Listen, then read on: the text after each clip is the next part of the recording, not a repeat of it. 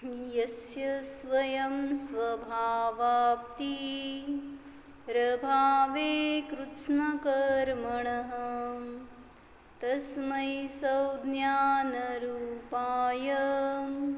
नमोस्तु परमात्मने। योग्योपादानयोगेन दृशदस्वर्णतामतां द्रव्यादिस्वादिसम्पत्तां वात्मनोऽप्यात्मतामतां वरं व्रतैः पदं दैवं नाव्रतैर्बत नारकम् छायातपस्थयोर्भेदः प्रतिपालयतोर्महान् यत्र भावः शिवं दत्ते द्यौकियद्दूरवर्तिनी यो नयत्याशु गव्यूतिं क्रोशार्धे किं ससीदति ऋषिकजमनातङ्कं दीर्घकालोपलालितं नाकेनाकौकसां सौख्यं नाकेनाकौकसामिव। जय बोलो पूज्यपादाचार्य भगवान की जय।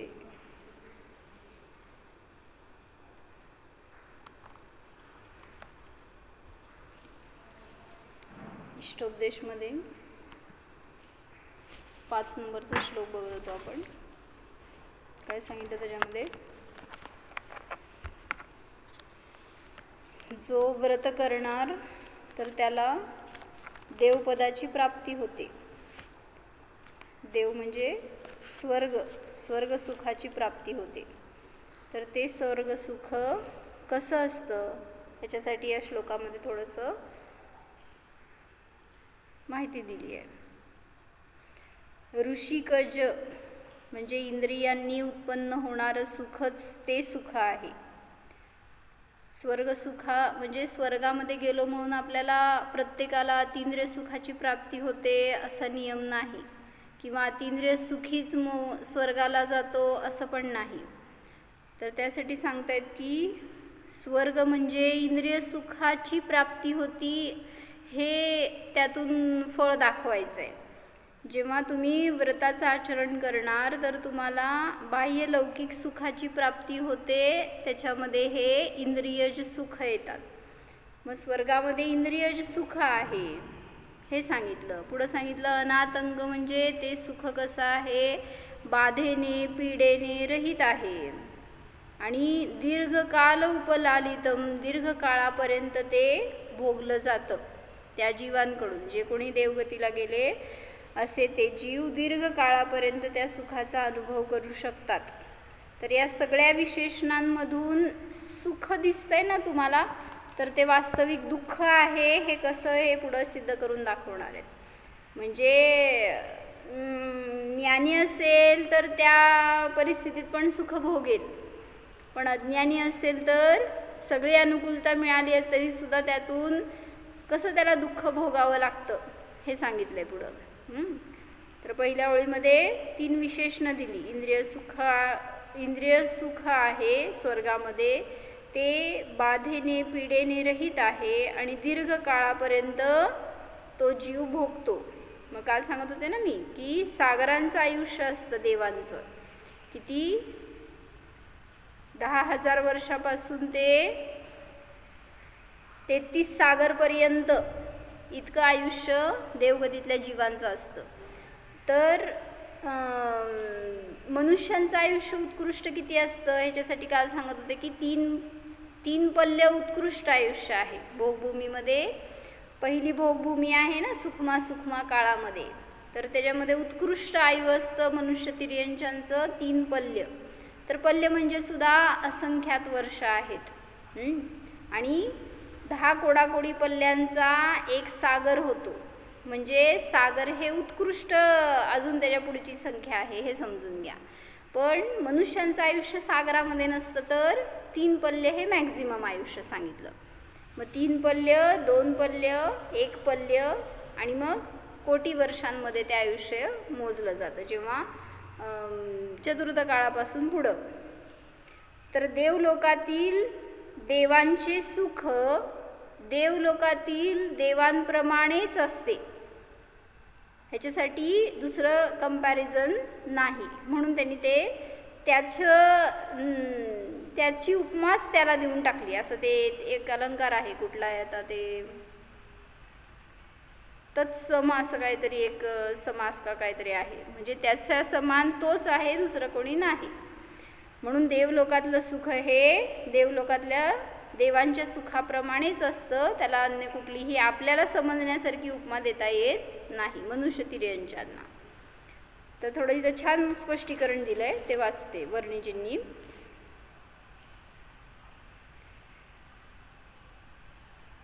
धर्म केला असताना स्वर्ग मिळतो, जिस तत्व में दिया हुआ भाव मोक्ष को भी देता है, तब उससे स्वर्ग कितना दूर है, म्हणजे स्वर्ग तर मिळतोच हे सांगितलं. मग त्या स्वर्गामध्ये काय आहे असं विचारलं असताना लोग स्वर्ग की बात ज़्यादा पसंत करते हैं. स्वर्गाचं काय चर्चा चालली की इंटरेस्ट वाटतो लोकांना. नरकाच्या चर्चेमध्ये आजकाल नरकाची चर्चा सुद्धा ऐकायला लोकांना बरं वाटतंय किंवा त्यात इंटरेस्ट असतो.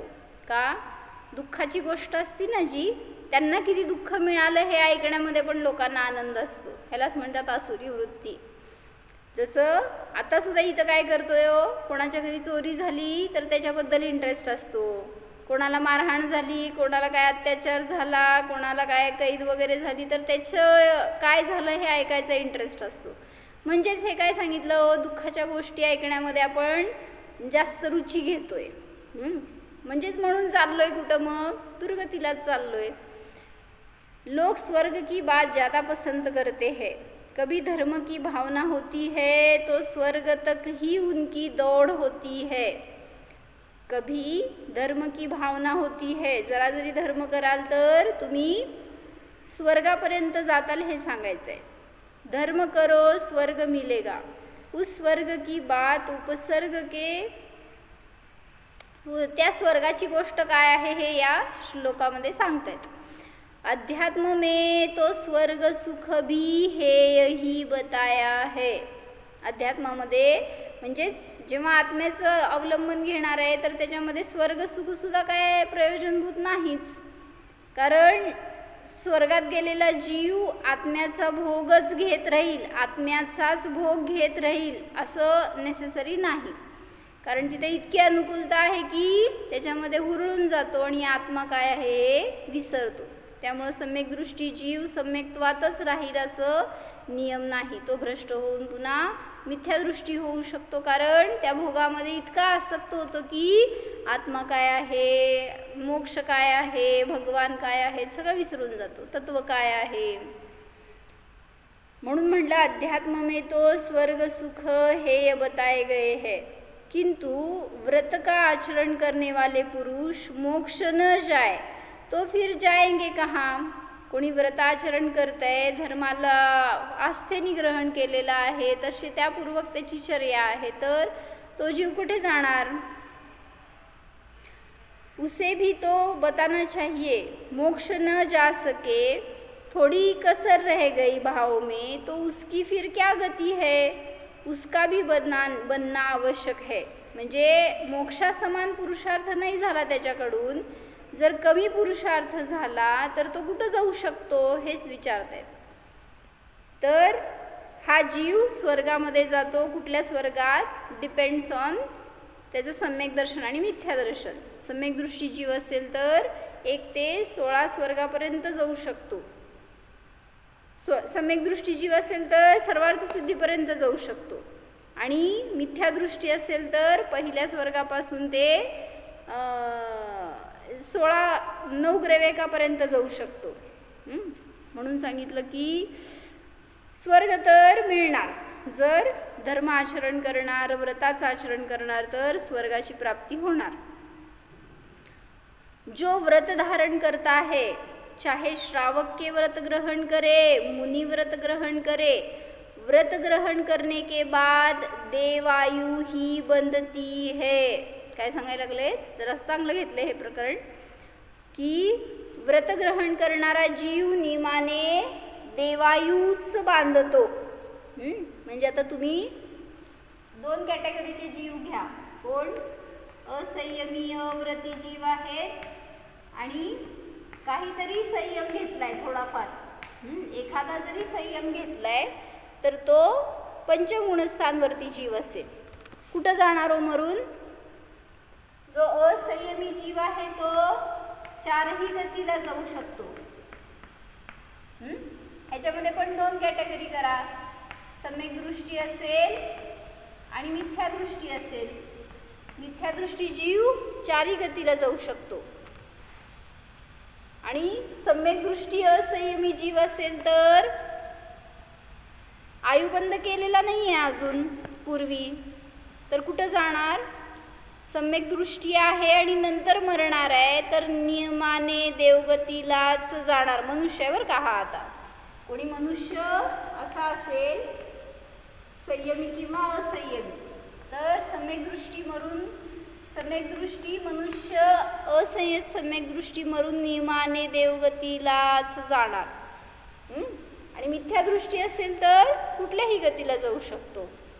आता संयमी आहे कोणी जीव म्हणजे अणुव्रत घेतलेत किंवा महाव्रत घेतलेत आणि सम्यक दृष्टी आहे. मिथ्यादृष्टी तिच्यावर चर्चाच नाही आहे, कारण मिथ्यादृष्टी कुठेही असू देत, जर संयमी असो असंयमी असो मिथ्यात्वाला सोडलेलं नसेल तर ते सगळे जीव समान आहेत. मग कोणी सम्यक दृष्टी व्रती आहे म्हणजे अणुव्रत किंवा महाव्रत घेतलेला जीव आहे तर तो कुठं जाणार? कुठं जाणार? जर आयुबंध केला नसेल पूर्वी तर नियमाने व्रताचं धारण करण्याचं फळ तो जीव देवगतीलाच जातो. जर बद्धायुष्क नसेल तर कशाला म्हणायचं बद्धायुष्क? संध्या काकी सांगा. बद्धायुष्क कशाला म्हणायचं? पुढची तरतूद बांधलेली नाही. हा, ज्यांनी अजून माझ्यासमोर बसा की जरा, असं मला बरं वाटेल. व्हिडिओ ऑन करा. कधी बांधली नाही. बरोबर आहे त्यांचं. बरोबर आहे. सांगणार होते. माझ्यासमोर बसा म्हटलं. हां, तर ज्यांनी अजून पुढची आयुचा बंद केलेला नाही असा तो, त्याला म्हणायचं अबद्धायुष्क. आणि ज्यांनी बांधली आहे आयु त्याला म्हणायचं बद्धायुष्क. तर जो अबद्धायुष्क आहे, ज्यांनी अजून आयु बांधली नाही आहे असा तो सम्यक दृष्टी व्रती जीव नियमाने मरून देवगतीलाच जाणार. पण व्रत घेण्याच्या पूर्वी जर त्या जीवाने आयु बांधली असेल तर कुठल्या गतीला जाणार? सम्यक दर्शन रहित व्रत घेत असताना, व्रत घेतलेला असतील तर तो जीव कुठल्या गतीला जाणार? पूर्व अवस्थेमध्ये. सम्यक दर्शन प्राप्त करण्याच्या पूर्वी हा जीव चारही गतीला जाऊ शकतो, हे सांगायला लागले तिथं. व्रत ग्रहण करने के पहले यदि अन्य आयु बंध गई है नरक तिर्यंच मनुष्य तो उसके व्रत ग्रहण करने का परिणाम भी नहीं हो सकता है. हे विशेषतेने सांगायला लागले. ज्याला आयुचा बंध झाला असेल तर तो जीव, त्याला व्रत घेण्याचे भाव होत नाहीत. कुठले? देवायू सोडून 3 आयूंचा जर त्यांनी पूर्वी बंद केलाय तर त्याला आता व्रत घेण्याचे भाव होत नाहीत. म्हणजे आपण आपली आयु समजू शकत नाही पुढची कुठली बांधली आहे, पण हे एक इंडिकेशन आहे. जर तुम्हाला व्रत घेण्याचे भाव होत नसतील तर समजून घ्या 3 पैकी कुठल्या तरी आयुला जाणार आहात तुम्ही, मनुष्य, तिर्यंच किंवा नारकी. ज्याला देवायुचा बंध झालाय त्याला व्रताचे भाव होतील, तो देवगतीला पण जाईल. पण ज्यांनी आजपर्यंत अजून व्रत ग्रहण केलेलं नाही आहे तर तो जीव कुठं जाणार? आयु बांधलेली नाही आहे अजून तर नियमाने 3 गतीला जाऊ शकतो, कारण त्याला व्रत घेण्याचे भाव होत नसतात जर 3 आयु बांधली असतील तर. नरक तिर्यंच मनुष्य आयु बंध गई हो तो उसके व्रत ग्रहण करने के परिणाम भी नहीं हो सकते. अन्य आयु के बंधने पर सम्यक्त्व तो हो सकता है पर व्रत नहीं हो सकते. काय कळलं? एक्सप्लेन करा, काय कळलं?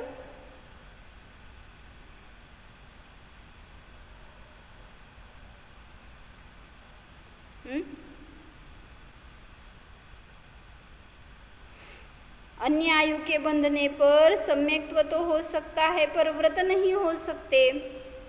अन्य आयु बांधली आहे कुठली पण, तर म्हणजे मनुष्य तिर्यंच नारकी, तर त्या जीवाला सम्यक दर्शन प्राप्त व्हायला अडथळा नाही आहे, पण व्रत घेण्याचे भाव होत नसतात. म्हणून जर नरक आयु बांधली असेल तर समजून घ्या आता तुम्हाला व्रत घेण्याचे भाव होणार नाहीत, म्हणजेच त्याच्यावरून दुर्गतीला जाणार आहे हे निश्चित आहे. आयु बंद झालेला आहे असं समजून घ्या. आणि जर नसेल आयु बांधलेली तर आत्ता परिणाम करा व्रताचे, संयमाचे, त्यागाचे, ग्रहण करण्याचे आत्म्याला. हे सगळे भाव आत्ता केले तर आपल्याला पण निश्चय होईल की आपला तर दुर्गतीचा बंद झालेला नाही. मनुष्य आयु में से कुठे गेलं, अणुव्रत भी और महाव्रत भी उसके नहीं हो सकते. ज्यांनी अन्य आयूंचा बंद केलाय देवायु सोडून. जिसने नरकायु, तिर्यंचायु या मनुष्य आयु में से कोई सी भी आयु बांध ली है उसको अणुव्रत या महाव्रत के भी परिणाम नहीं होते.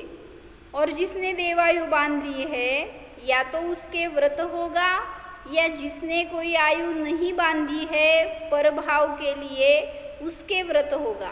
ज्यांनी देवायु बांधली आहे त्याला नंतर पण व्रताचे भाव होतील किंवा बंधाच्या आधी पण होतील, त्यामुळे काय बाधा नाही. म्हणजे व्रती जीव देवगतीलाच जातो हे सांगायचं आहे. देवायुचा त्याला बंध झालेला असू दे किंवा नसू दे. म्हणून व्रताची प्रेरणा देत आहेत, कारण तुम्हाला अन्य गतीमध्ये जितकं दुःख आहे ते दुःख तरी सहन करावं लागणार नाही जर तुम्ही सम्यक्त्वपूर्वक देव व्रताचं आचरण केलं तर देवपर्यायाला जाणार. व्रत धारण कितनी ऊंची एक कसौटी है कि जिससे यह परख हो जाए कि यह देव ही होगा या मोक्ष जाएगा. जो कोणी सम्यक्त्वपूर्वक व्रत धारण करतो तो एकतर देव होतो नाहीतर देवाधिदेव होतो. काय कळलं? म्हणजे सम्यक दर्शन पूर्वक व्रताचं आचरण किती महान फळाला देत आहे हे सांगतायत. जर तुम्ही तद्भव मोक्षगामी असाल तर सर्वज्ञतेला प्राप्त होणार आणि सिद्ध अवस्था मिळेल तुम्हाला. आणि जर नसेल तद्भव मोक्ष होणारा तर त्याला नियमाने स्वर्ग प्राप्त होतं. म्हणून म्हणले काय, सम्यक दर्शन पूर्वक व्रत आचरण करणारा एकतर देव होतो नाहीतर देवाधिदेव होतो. स्वर्गीय सुख कसं असतं हे सांगतायत. स्वर्गो में कोणाकोणाला ऐकायचं आहे हो स्वर्गीय सुख कसं असतं, किंवा कोणाला अनुभव घ्यायचा आहे तर ते एक वाक्य त्यांनी काय सांगितलं, स्वर्गवासी झाल्याशिवाय स्वर्गीय सुख भोगता येत नाही. म्हणजे काय हो, मेल्याशिवाय स्वर्ग दिसत नाही आहे ना. हे चांगले शब्द, हे वाईट शब्दामध्ये, चांगल्या शब्दामध्ये सांगितलं, स्वर्गवासी झाल्याशिवाय स्वर्ग सुखाचा अनुभव घेता येत नाही. कोणाकोणाला घ्यायचं आहे? स्वर्ग सुख तर आत्ता पाहिजे आम्हाला, पण मरायची कोणाची तयारी नाही. म्हणून सांगतायत की ते सुद्धा कसलं आहे हो, इंद्रिय सुखच आहे. ते भोगण्यासाठी म्हणून आपली धडपड नसावी. स्वर्गो में क्या मिलता है, कैसा सुख है. आता तुम्हाला तुमच्या राहण्याच्या प्लेसमध्ये फार सुख आहे असं वाटत नाही, म्हणून तुम्ही शहरात जाताय किंवा काय म्हणायचं मेट्रो सिटीमध्ये जाताय शॉपिंग करायला वगैरे, किंवा परदेशी जाताय का, तिथे जास्त सुखाची साधनं आहेत असं वाटतं. म्हणजे आपल्या राहत्या प्लेसमध्ये खूप चांगलं दुकान असेल ना तरी सुद्धा तिथं घेण्याचे, तिथून काय आणण्याचे भाव होत नाहीत. मग तिथून दुसरीकडे जाऊन अजून आणायचे, भोगायचे भाव. मग तसं इथं सांगतायत की जे काही इथं मिळणार आहे ना त्याच्यापेक्षा सुद्धा उत्कृष्ट सुख स्वर्गामध्ये आहे. म्हणून तुम्हाला स्वतः जवळचं सुख नको वाटतंय, सुखाचे साधनं नको वाटतात, दुसरीकडचं भोगायचं आहे ना, तर त्याच्यासाठीच सांगतायत की इथं कुठेही गेलात तरी सुद्धा स्वर्ग सुखासमान साधनं इथं कुठेही मिळणार नाहीत. मग त्या स्वर्गामध्ये सुख कसं असतं, उसके लिए कह रहे हैं कि देवों का सुख इंद्रियजन्य है. काय शब्द होता, ऋषिकज, म्हणजे इंद्रियजन्य सुख असतं ते.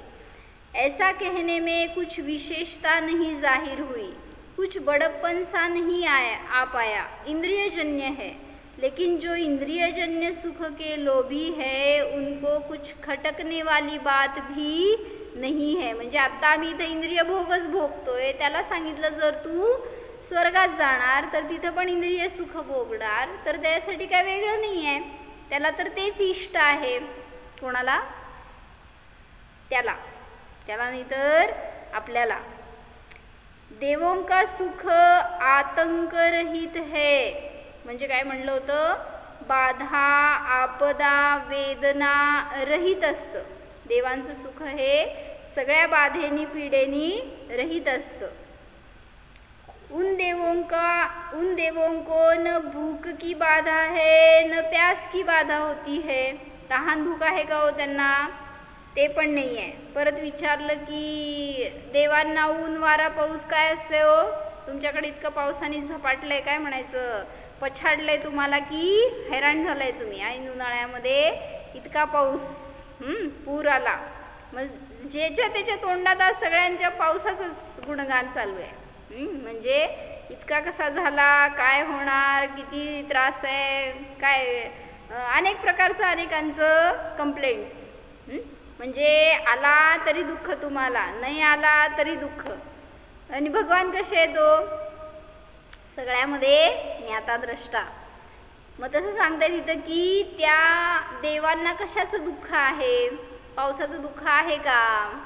ऊन वारा पाऊस काय म्हणायचं, थंडी गरमी कशाचं दुःख आहे?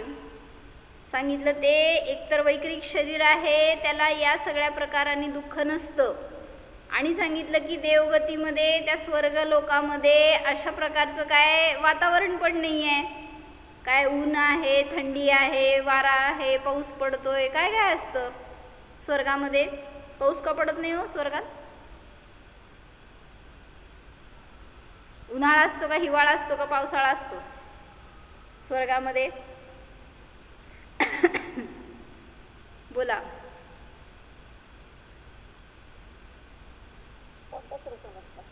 का? वातावरणासाठी ते दिवस रात्र नसते आणि सूर्यप्रकाश नाही आहे, सूर्यापासून प्रकाश नाही आहे। बरं, मग? आणि कल्पवृक्षापासूनच त्यांना प्रकाश मिळतो। आणि वातावरणच तसं नसल्यामुळे हा प्रश्नच येत नाही, तिथे दिवस रात्रही येत नाही तिथे। म्हणजे सांगितलं की तिथं आपल्याकडं जसं क्लायमॅटिक चेंजेस आहेत तसे तिचे चेंजेस नाही आहेत का? कारण सूर्याच्या निमित्तात तिथं प्रकाश आधी नाही आहे, कारण सूर्य तर मध्य लोकामध्ये आहे, ज्योतिष्कवासी देव। ऊर्ध्व लोकामध्ये देवांमध्ये त्या स्वर्गांमध्ये त्या सूर्याचा संबंध नाही, त्यामुळं सूर्य प्रखर झाला म्हणून उन्हाळा आहे, काय त्या सूर्याच्या समोर ढग आले म्हणून पावसाळा आहे, थंडी आहे, असलं काय प्रकार तिथं नाही। आणि जरी असेल तरी सुद्धा देवांना त्याचं दुःख नाही का? कारण देवांना वैकृतिक शरीर आहे।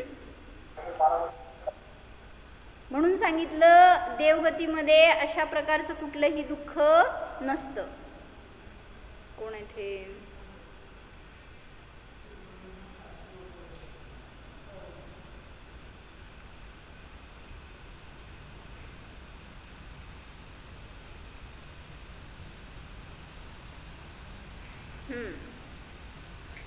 तर म्हणून सांगितलं देवगतीमध्ये न थंडीची बाधा आहे, न उष्णतेची बाधा आहे, न पावसाची बाधा आहे, असे ते जीव सुखी आहेत, इंद्रिय सुखाला भोगतात। पुढं सांगितलं त्या देवांना भुकेची वेदना नाही, तहानेची बाधा नाही। का? त्याचं पण कारण सांगितलं की वैकृतिक शरीर आहे तर त्यांच्या कंठात अमृत असतं।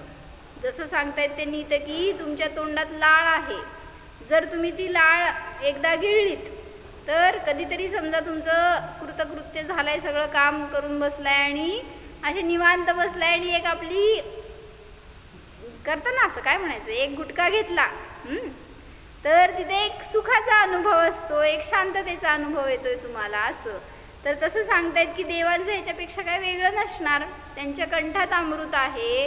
काय वाटलं आपल्याला तहानेची भुकेची बाधा तर एक फक्त ते सिप मारतात, काय म्हणायचं असं तुम्ही, हां जसं गिळतो ना आपण तसं ते काय करतील, हां सप्तधातुरहित शरीर असतं असं आहे ना, सप्तधातुरहित आहे आणि अमृत आहे त्यांच्या गळ्यात असं सांगितलं जातं.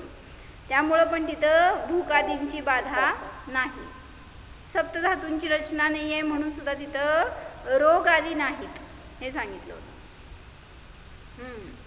प्रश्न विचारला होता आता आम्ही एक की स्वर्गामध्ये ऊन वारा पाऊस का नाही? तुम्हाला इथं पावसाचा त्रास व्हायला लागला, त्या देवांना का नसतो? पाऊस खूप झाला कपडे वाळेनात, का?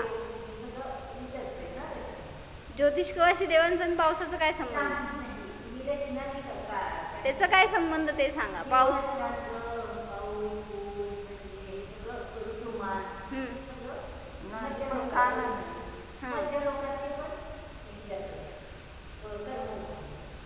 हां म्हणजे तेच की, पण का त्याचं कारण काय?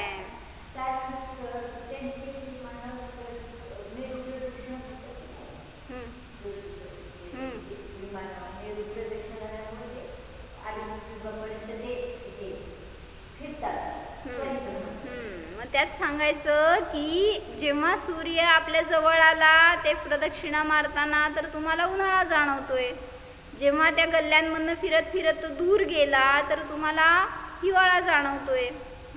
आणि त्या सूर्यावर आवरण आलं, ढग वगैरे आली तर पाऊस आहे इथं. पण अशा प्रकारचं क्लायमेट तिथं नाही स्वर्गामध्ये. कारण काय, हे सगळे जे ज्योतिषकवासी देव आहेत ते मध्य लोकात आहेत, ऊर्ध्वलोक किंवा अधोलोकामध्ये ते नाहीत. मग जसं देवांना सुद्धा ऊन वारा पाऊसचं दुःख नाही आहे तसंच नारकींना सुद्धा नाही आहे, कारण नरकामध्ये सुद्धा तशी काही रचना नाही. तिकडं पुढं आहे का अडीच द्वीपाच्या बाहेर का? तिथं आहेत की सूर्यचंद्र सगळे, असू देत की, मग आपल्यासारखी रचना आहे सगळी जमिनीची वगैरे, भोगभूमी आहे ती.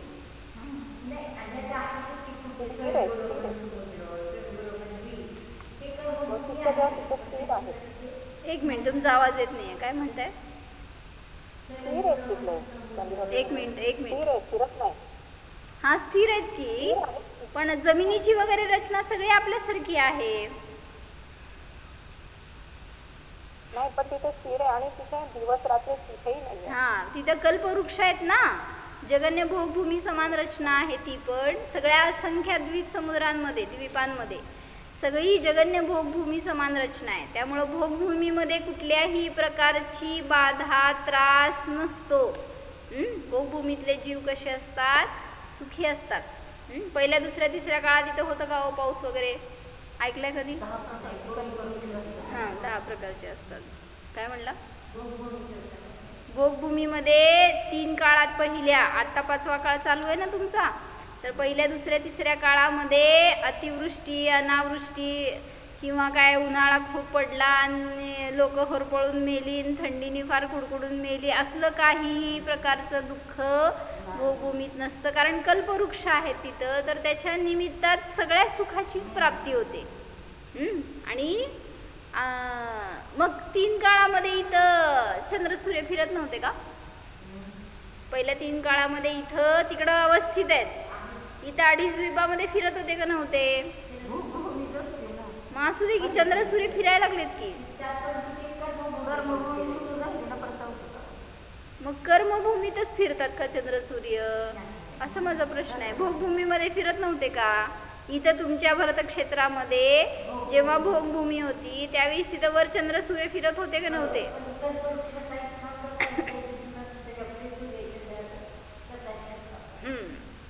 म्हणजे ते चांगले चंद्र सूर्य होते आणि तुमच्या पायशी कसले आहेत आलेले आता वाईट आहेत का? पण तेव्हा पण हे असणार ते तुमचा प्रश्न बरोबर मला. हां की तेव्हा पण असणारच की रे. वारा बिरा का सुटत नव्हतं? आपल्या कर्म तसं होतं. ते कोणाचं ते कोणाचं भगवंतांचं तेजाविषयी आहे, त्याचं काय संबंध येतं? ते तर आहे की आपल्या कर्माच्या उदयातच असं सगळं भेटते त्याला खूप दुःख किंवा खूप असं छान फॅनचं वारं मिळते म्हणजे आपल्याला आपल्या कर्माचं कसं तिकडे आहे की कर्म. बोला काय म्हणतायत?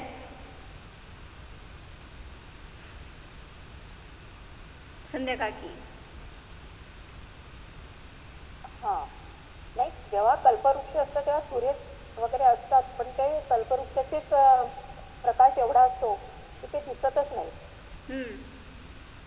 म्हणजे मला म्हणायचंय तुम्ही आता उन्हाळा पावसाळा का सांगताय की सूर्यचंद्राच्या गतीमुळं सांगताय ना, हिवाळा काय उन्हाळा काय आहे, जवळपास आले म्हणून उन्हाळा आणि दूर गेला सूर्य म्हणून हिवाळा. मग त्या काळात पण होतं, पण असं नाही होणार की ते सूर्यचंद्रावर तिथलं दिवस रात्र असा काय भेद नव्हता.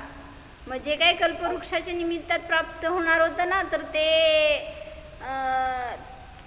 काय प्रकाशांग नावाचे कल्पवृक्ष होते, दीपांग असं काय काय नाव आहे, तर दीपांग नावाचे. हां, तर ते त्यांच्यापासून त्यांना अजून कुठले होते असं काय क्लायमॅटिक चेंजेससाठी आहेत का त्यात कल्पवृक्ष? नाही तसं काही नाही.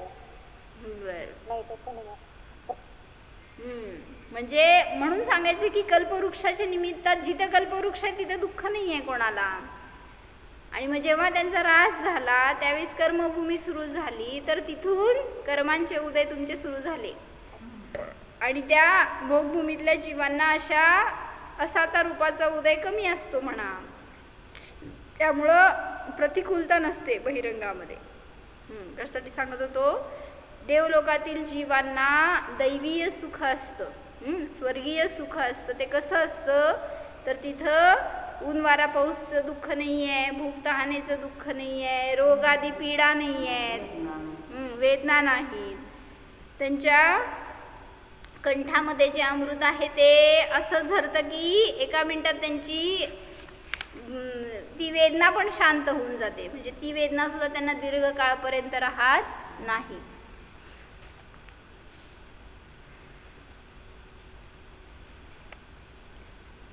जब कभी हे सांगितलं तर त्यांना प्यास की वेदना नहीं, ठंड गर्मी की वेदना नहीं, जो इस औदारिक शरीर में रोग होता है वेदना होती है, यह कुछ भी देवों के शरीर में नहीं है. इथं घ्यायचं त्यांचं शरीर वैकृिक आहे, त्याच्या निमित्तात आपल्या शरीरासमान त्यांना तहान भुकेची बाधा नाही किंवा रोगादिकांची पीडा नाही, त्यांना कुठलाही रोग होत नाही. त्यांनी काही खाऊ देत काही पिऊ देत, खातपीत तर नाहीतच बिचारे, त्यामुळं खाऊन पिऊन रोग होतो असं नाही आहे.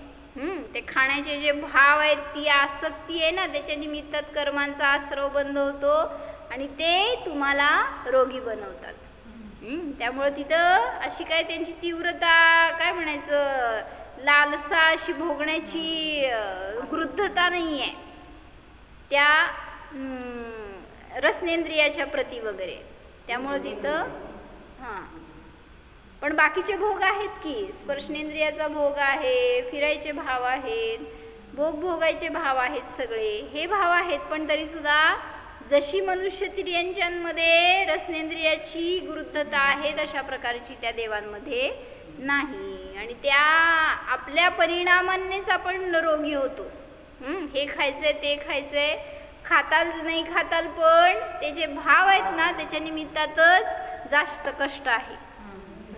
म्हणून म्हटलं तिथं व्रत करा. म्हणून व्रताची संयमाची प्रेरणा का दिली जाते, एवढ्यासाठीच. कारण जेवढं आपण स्वतःला संयमित ठेवणार आहे तेवढं त्या विषयांमध्ये प्रवृत्ती कमी होणार आणि त्याच्या निमित्तात येणारे कर्मांचे आश्रव बंद कमी होणार. तर मागे एक सांगितलं होतं ना घटना, की आपल्या जीवनामध्ये पण असे अनेक कर्मांचे उदय येतात आणि आपण त्याच्यामध्ये आसक्त होतो. त्यामुळं आपल्याला दुःखाचं वेदन होतं, त्यामुळं संकट येतात असं वाटतं, त्याच्यामुळं आपण त्रस्त असतो, आकुलित असतो. तर एक मनुष्य गेला कुठं, संतांकडं, आणि त्यांना विचारलं त्यांनी की म्हटलं माझ्या आयुष्यातले संकटच संपत नाहीत. एक संकटाला सॉल्व केलं की दुसरं तयार असतं, दुसरं गेलं की तिसरं तयार असतं. म्हटलं मला असं तर कंटाळा आलाय, म्हटलं मी काय करू, मला उपाय सांगा. मला असं जीवन सुखमय जगायचं, एक सुद्धा त्याच्यामध्ये संकट नसावं. काय करणार हो साधू? तास तू असं तर होणार नाही, कारण कर्म तुमचे आहेत. साधू काय करणार आहे? मग साधूनी त्याला सांगितलं की तुला आज एक दिवस माझ्याजवळ राहावं लागेल. मग ठीक आहे म्हणलं, राहतो. म्हणला माझं एक काम करावं लागेल त्यासाठी. म्हणला माझ्याकडं काय आहे, उंटांचं तबेला आहे. मागं तबेलाच म्हणतात, काय म्हणतात ते, उंट सांभाळण्याचं मागं जागा आहे. घोड्याचा तबेला असतो, ते उंटाचं जे काय असेल ते. तर तिथं उंट ठेवली आहेत सगळी, किती शेकडोनी उंट आहेत. तर तुला फक्त आज रात्री त्यांना पहारा द्यायचं आहे की ते कुठं जाऊ नयेत म्हणून. तिथला आज मनुष्य नाही आहे, तर तिथं तुला आज देखरेख करायची आहे. फक्त अट काय आहे, सगळे उंट झोपले की तू झोप. मग तुला काय आम्हाला बाधा नाही आहे. ठीक आहे म्हणला.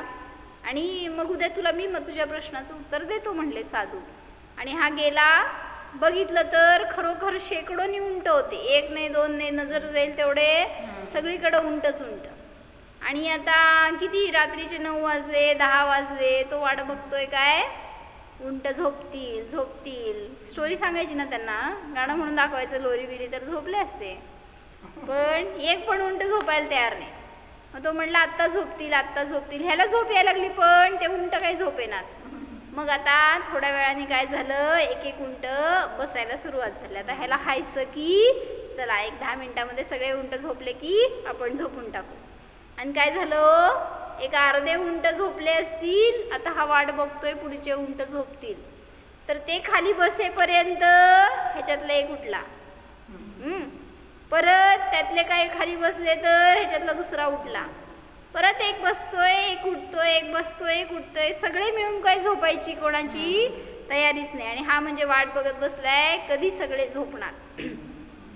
पण रात्री 11, 12, 1, 2 वाजले तरी सुद्धा सगळे उंट काय झोपले नाहीत. एक उठतंय तर दुसरं बसतंय. आणि अट एवढीच होती गुरूंची की सगळे झोपल्याशिवाय तू झोपायचं नाही.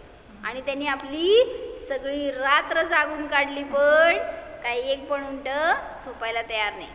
मग आता दुसऱ्या दिवशी झोपेतच आला साधूंच्या समोर आणि म्हणतोय काय की म्हणला किती मोठं संकट दिलं तुम्ही. मी तर एका संकटाचा उपाय विचारायला आलो होतो तुम्हाला, आणि तुम्ही मला दुसऱ्या संकटात टाकलं. म्हणला की सगळी उंट झोपायची वाट बघालो, पण एक उठतंय तर एक बसतंय, एक उठतंय तर दुसरं बसतंय, दुसरं बसतंय तर पहिलं उठतंय. असं केलं मी कधी झोपणार म्हणला. त्यामुळं माझी अख्खी रात्र मी जागून काढली, मला झोप आली नाही.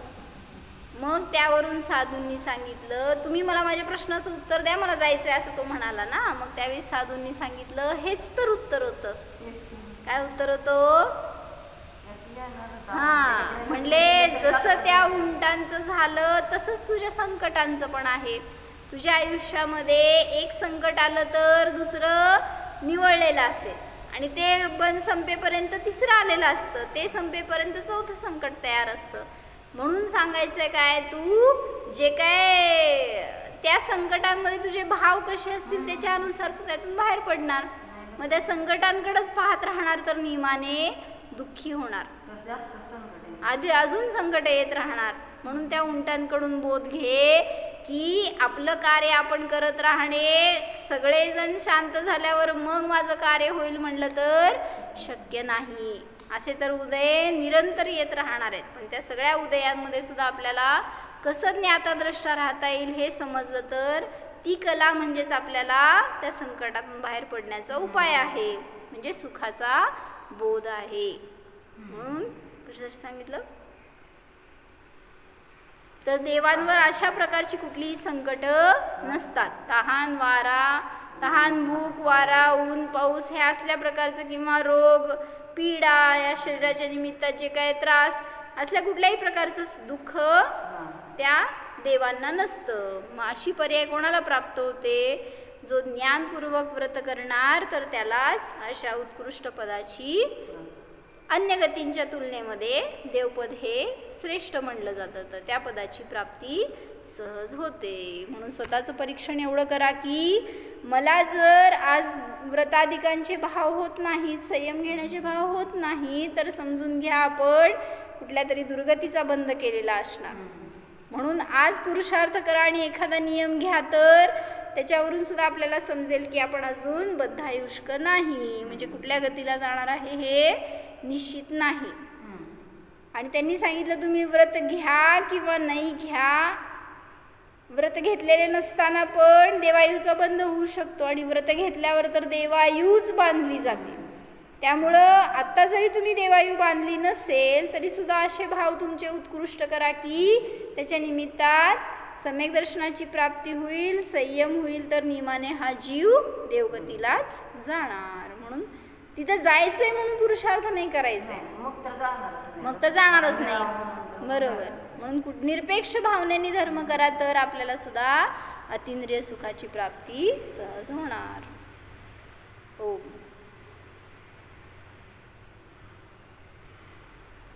जाणा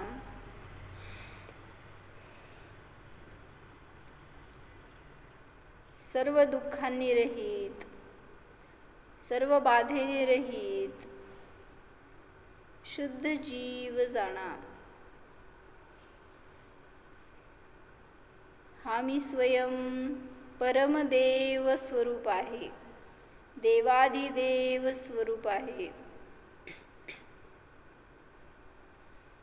माझ्यामध्ये परद्रव्य नाहीतच.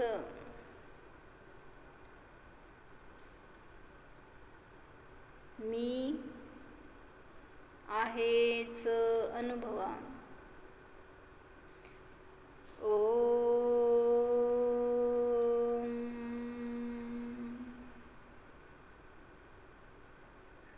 विसर्जन. नमो अरिहंताणं